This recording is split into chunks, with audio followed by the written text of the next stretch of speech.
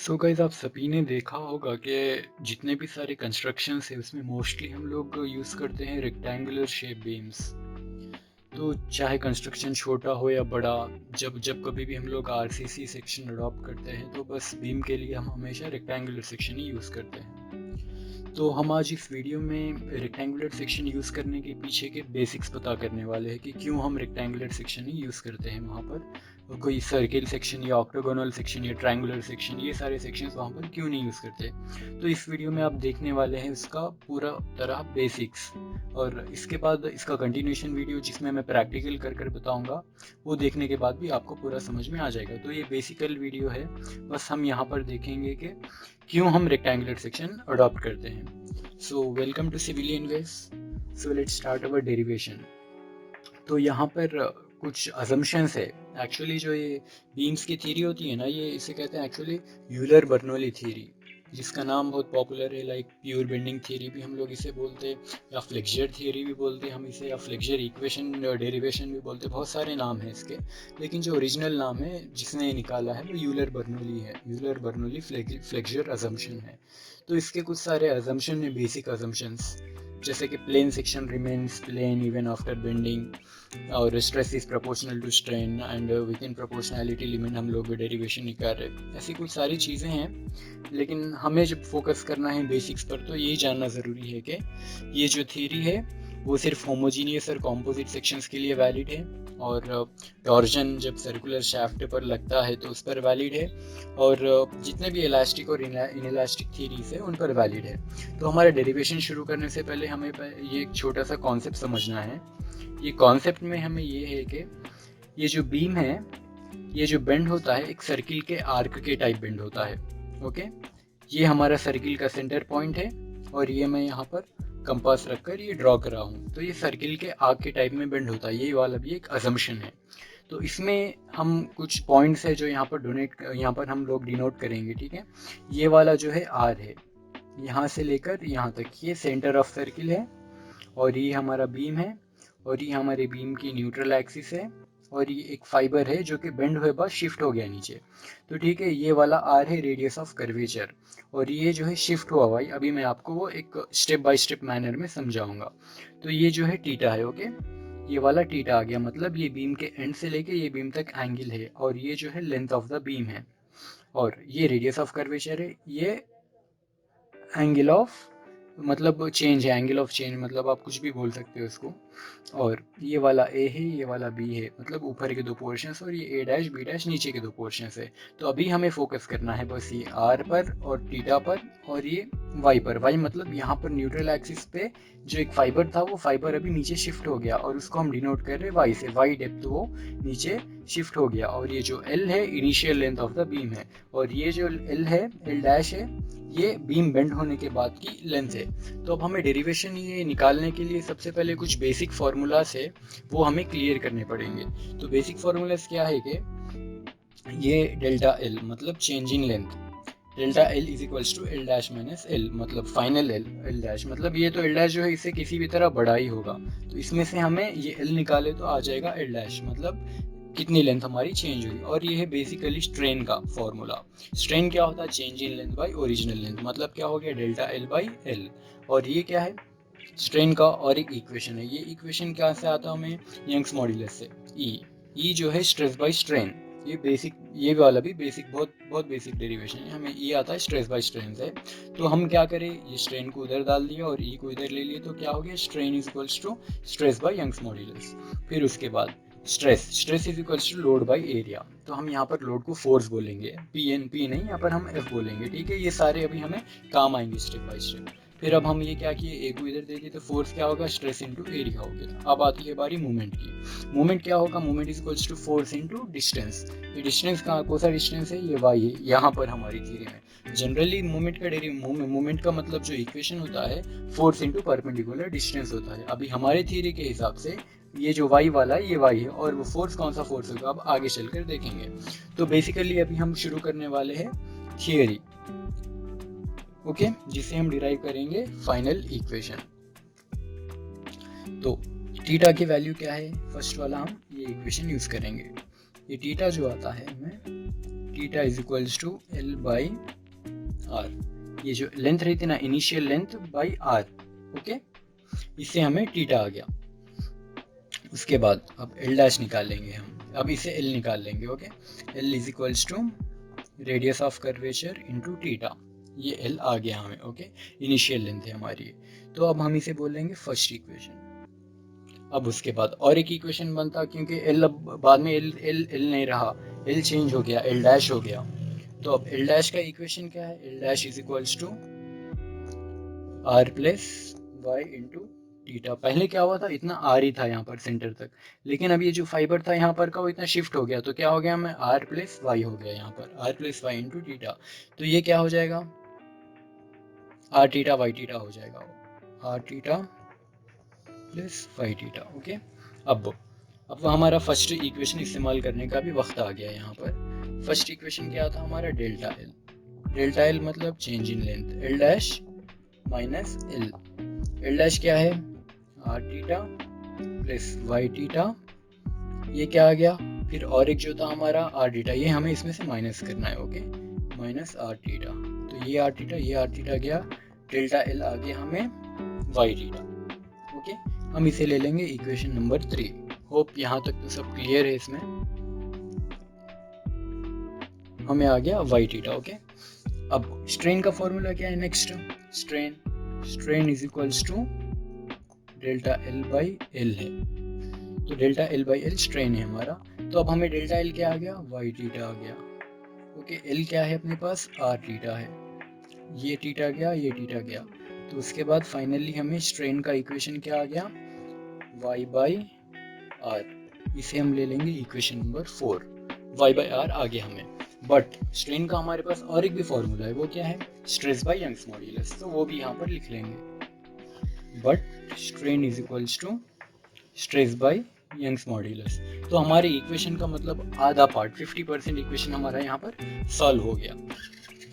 अब ये किस तरह से आएगा हमें, stress by Young's modulus is equals to क्या आ गया हमें यहाँ पर अभी, y बाई आर, ओके। इतना अभी यहाँ पर हमें क्लियर है। तो अब हम इसे इस तरह भी लिख सकते हैं, sigma by y is equals to E by R, okay. ये हमारा आधा इक्वेशन यहाँ पर आ गया, जो कि हमें बहुत ज़रूरी है हर इक्वेशन में, बीम के हमें ये काम आता। अभी बारी आती है आधे और इक्वेशन की। तो अब हम क्या ले लेंगे यहाँ पर, एक बीम का कोई क्रॉस सेक्शन ले लेंगे। फॉर एग्जाम्पल ये पहले NA था, न्यूट्रल एक्सिस था, ये शिफ्ट हुआ यहाँ पर न्यूट्रल एक्सिस, और ये हमारा डिस्टेंस, उसका ही मैं क्रॉस सेक्शन उतार लूँ, ये वाले का ही, ये आ गया हमारे पास, ये डिस्टेंस का नाम है y। तो अब हम क्या करेंगे, एक छोटा एलिमेंट लेंगे बीम में, ओके। बीम का मतलब एक छोटा एलिमेंट जिसका एरिया है DA। नॉर्मली एरिया हम A बोलते हैं, लेकिन यहाँ पर मैं ले रहा हूँ छोटा एलिमेंट जिसका एरिया है DA, ओके। अब वो एरिया पे हम स्ट्रेस कितना एक्ट करेगा, स्ट्रेस का फॉर्मूला क्या है, stress is equals to force by area. तो फोर्स का फॉर्मूला क्या है, स्ट्रेस इनटू एरिया, ओके। अब ये छोटे से एलिमेंट पे क्या एक्ट करेगा, फोर्स भी छोटा सा ले लेंगे, जस्ट एक पार्ट ले लेंगे अपन, ओके।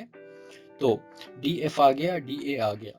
तो अब वो छोटे से पार्ट पर भी फोर्स जो एक्ट करेगा, DF मतलब ए पार्ट, मतलब एक छोटा सा फोर्स, लेकिन स्ट्रेस उस पर पूरा इक्वली डिस्ट्रीब्यूट होगा इनटू DA। ये कहाँ से आया हमें, force is equals to stress into area से आया है, ओके। अब इसके बाद अब फोर्स आ गया, तो मोमेंट का फॉर्मूला क्या है, अब हम इसे मोमेंट निकाल रहे हैं। मोमेंट कैसे आएगा हमें, DF is equals to force into, मैं बोला था ना ये y हमारी डिस्टेंस है, यहाँ पर y आ गया। अब यहाँ पर हमारा फोर्स क्या है, ये वाली सेम यहाँ पर कॉपी डाल दीजिए आप, इनटू DA इनटू y, ये हमारा DM आ गया, मतलब एक छोटे से पार्ट पर हमारा मोमेंट आ गया। अब उसके बाद हमें पूरे पार्ट पर मोमेंट होना है, तो पूरे पार्ट पे मोमेंट हम किस तरह निकालेंगे, इसको इंटीग्रेट करेंगे।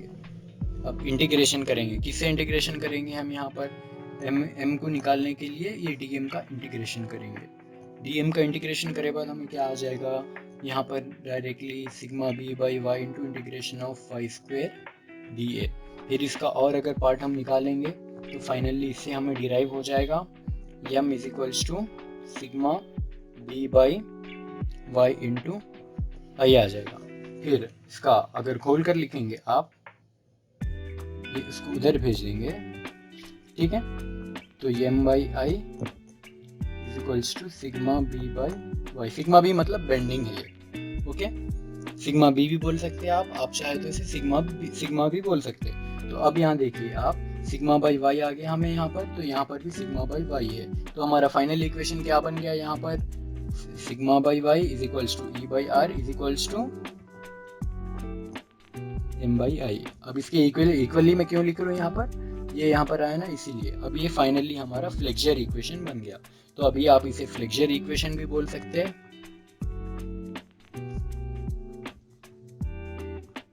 या बेंडिंग इक्वेशन भी बोल सकते हैं,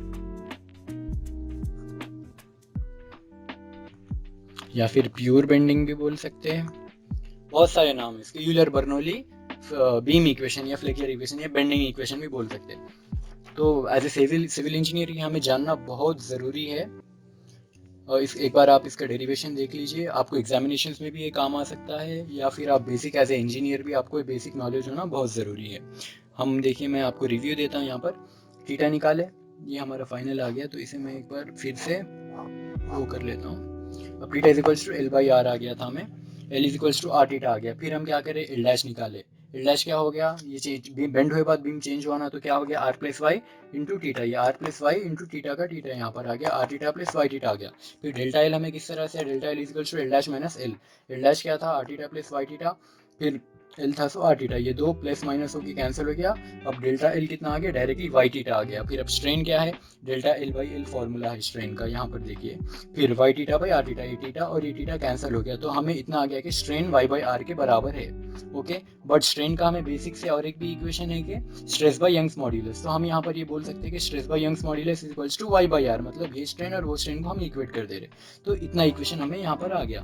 फिर अभी एम बाई आई को हम लाने के लिए क्या किए, यहाँ पर एक छोटा सा पार्ट ले लिए बीम का, वो छोटे से पार्ट में एक एलिमेंटल एरिया लिए, इस पर एक एलिमेंटल फोर्स लगाए। फिर फोर्स का इक्वेशन क्या है, स्ट्रेस इंटू एरिया। ये कहाँ से आया, stress is equals to force by area से आया। फिर हम मोमेंट निकाले, मोमेंट क्या है, फोर्स इंटू वाई है, मतलब अपने बीम में डिस्टेंस है उसका। फोर्स क्या है, sigma b into d A था। फिर d M is equal to sigma b into d A into y, बस इसकी वैल्यू जो है हम यहाँ पर सब्स्टिट्यूट कर रही है, इसकी वैल्यू है। फिर उसके बाद हम मोमेंट निकालने के लिए यहाँ पर क्या किए, इंटीग्रेट किए। इंटीग्रेट किए बाद क्या आ गया, सिग्मा बी बाई वाई, फिर integration of y square d A करे। फिर एम आ गया इज इक्वल टू, अब ये आई का ये भी बेसिक फॉर्मूला है। मोमेंट ऑफ इनर्शिया पे तो कंप्लीट टॉपिक बनती है, इसीलिए मैं यहाँ पर आपको बस इतना ही बता दे रहा हूँ। ये y square d A I के बराबर रहता है, integration of y square d A, okay. तो यहाँ तक ये क्लियर है इक्वेशन। फिर हमें आ गया यहाँ पर M by I is equal to sigma by y. तो हमें सिग्मा बाई वाई यहाँ पर भी था। तो यहाँ पर हमें यहाँ पर बेसिक बीम का इतना क्लियर हो गया डेरिवेशन। अभी आती है बारी इसके आगे की, जो मेरा टाइटल है कि यहाँ पर रेक्टेंगल हम लोग क्यों यूज़ कर रहे हैं, वो अभी हम क्लियर करेंगे। तो यहाँ तक हमारा इक्वेशन सॉल्व हो गया, M by I is equal to sigma b y is equal to E by R. तो अभी जो हमें पता करना है कि ये यहाँ पर हम किससे ये कैसे पता लगा सकते हैं कि रेक्टेंगल सेक्शन क्यों यूज़ कर रहे हैं हम। तो इसके लिए अब थोड़ा आगे प्रोसीड होना पड़ेगा। अभी हमें यहाँ पर मतलब इसका काम नहीं है, तो ये रिक्वायर नहीं है। अब यहाँ पर है M by I is equal to sigma b by y. तो उसके बाद इतने ही पार्ट को हम नीचे ले लिए, फिर ये वाले आई को हम इधर भी जाए, ठीक है, ये वाला आई इधर भी जाए। तो ये क्या हो गया, sigma b by y into I. फिर M is equals to I by y की वैल्यू होती है जेड। जेड क्या होता है, सेक्शन मॉड्यूलस होता है जेड। सेक्शन मॉड्यूलस पे भी कंप्लीट टॉपिक का वीडियो बनेगा आगे चलकर। तो ये आई बाई वाई हो गया। तो एक बार मैं इक्वेशन का आपको अच्छे से इंट्रोडक्शन करा देता हूँ। एम मतलब क्या है मालूम, मैक्सिमम बेंडिंग मोमेंट या maximum moment which beam can carry, और moment carrying capacity of the beam भी आप इसे बोल सकते हैं। फिर उसके बाद आई जो है moment of inertia of the section है। फिर ये वाला जो सिग्मा बी है ये बेंडिंग स्ट्रेस है। और वाई जो है, जो हमारा यहाँ पर लेयर शिफ्ट हुआ था ना, ये वाई, ये वाला डिस्टेंस जो है वो है हमारा वाई। फिर न्यूट्रल एक्सिस से या distance from neutral axis, Z जो है section modulus I by y. तो अभी हमें यहाँ पर आ गया सिग्मा बी बाई वाई, ये आई उधर चल गया। तो ये आई बाई वाई को हम अलग से ले सकते हैं, और आई बाई वाई की वैल्यू है हमारे पास जेड। तो ये हो गया sigma b into Z. So moment is equals to sigma b into Z हो गया, ओके। अब एम प्रोपोर्शनल टू जेड हम यहाँ पर बोल सकते हैं, this taking this as a constant. So proportionality का मतलब क्या है, जब m बढ़ेगा तो सेक्शन मॉड्यूलस भी बढ़ेगा, इसका मतलब सेक्शन मॉड्यूलस ज़्यादा है तो m ज़्यादा है हमारे पास। m क्या है, एक बीम की मोमेंट रेसिस्टिंग कैपेसिटी है। सपोज ये बीम है, इस पे हम कितना लोड लगाएंगे या कितना ये बीम मोमेंट रेसिस्ट कर सकता, तो ये थ्योरम के हिसाब से, ये अपनी थ्योरी के हिसाब से ये बीम कितना मोमेंट रेसिस्ट कर सकता है, जितना ज़्यादा उसका सेक्शन मॉड्यूलस है उतना ज़्यादा ये मोमेंट रेसिस्ट कर सकता।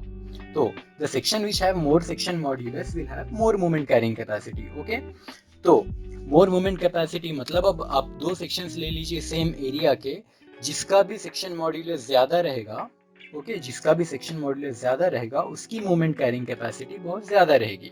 तो जितने भी हमारे पास शेप्स अवेलेबल है, सर्किल है, स्क्वायर है, रोम्बस है, बहुत सारे हैं, जिसमें से सिर्फ हमें रेक्टेंगल का एरिया जो है BD² by 6, मतलब सेक्शन मॉड्यूलस रेक्टेंगल का BD² by 6 से आता, और जितने भी दूसरे सारे इक्वेशंस हैं हमारे पास उन लोगों का जो है सेक्शन मॉड्यूलस बहुत कम आता। आप यहाँ पर देख सकते हो सेक्शन मॉड्यूलस के, रेक्टेंगल है BD²by 6, अब DB²by 6, अब देखिए ये डिवाइड 32 पार्ट्स में डिवाइड हो रहा है, ये भी 32 पार्ट्स में डिवाइड हो रहा है, ये 6D पार्ट्स में डिवाइड हो रहा, फिर ये 24 पार्ट्स में डिवाइड हो रहा है, 6√2 पार्ट्स में डिवाइड हो रहा।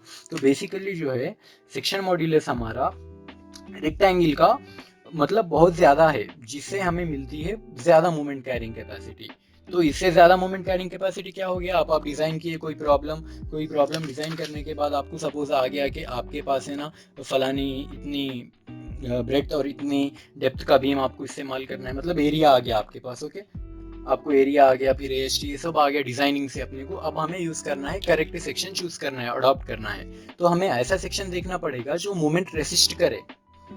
ये तो वीडियो बहुत लंबी हो जा रही है। नेक्स्ट आने वाली वीडियो में जो मैं क्या करूंगा, आपको प्रैक्टिकल बीम्स लेकर उस पे मैं आपको सेम एरिया के बीम्स लेकर उस पे सेक्शन मॉड्यूलस में कैलकुलेट कर उस पे लोड लगाकर बेंडिंग करके बताऊंगा, जिससे आपको क्लियरिटी के साथ समझ में आ जाएगा कि मोमेंट किस तरह से बढ़ता जब सेक्शन मॉड्यूलस बढ़ गया। मतलब सेम एरिया रहेगा दो बीम्स का, सेम वेट रहेगा दो बीम्स का, सेम लेंथ रहेगी दो बीम्स की, लेकिन दोनों पर भी सेम लोड लगाएंगे आप, लेकिन उसका जो बेंडिंग रहेगी रेक्टेंगुलर सेक्शन की वो कम रहेगी। सो सेक्शन मॉड्यूलस हम रेक्टेंगुलर, मेन इसका आंसर ये है कि जो बीम का सेक्शन मॉड्यूलस ज्यादा है उसका मोमेंट कैरिंग कैपेसिटी ज्यादा रहता है। तो हमारे पास जितने भी अवेलेबल सेक्शंस है उसमें से रेक्टेंगल का सेक्शन मॉड्यूलस बहुत ज्यादा है, तो रेक्टेंगल का सेक्शन मॉड्यूलस ज्यादा, इसीलिए हम रेक्टेंगल अडॉप्ट करते हैं। सो rectangle have more section modulus compare to others, so it is adopted in beams where more moments can be carried efficiently.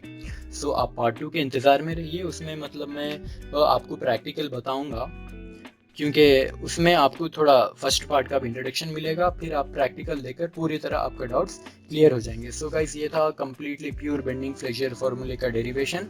Hope everything is clear from this video. Thank you very much.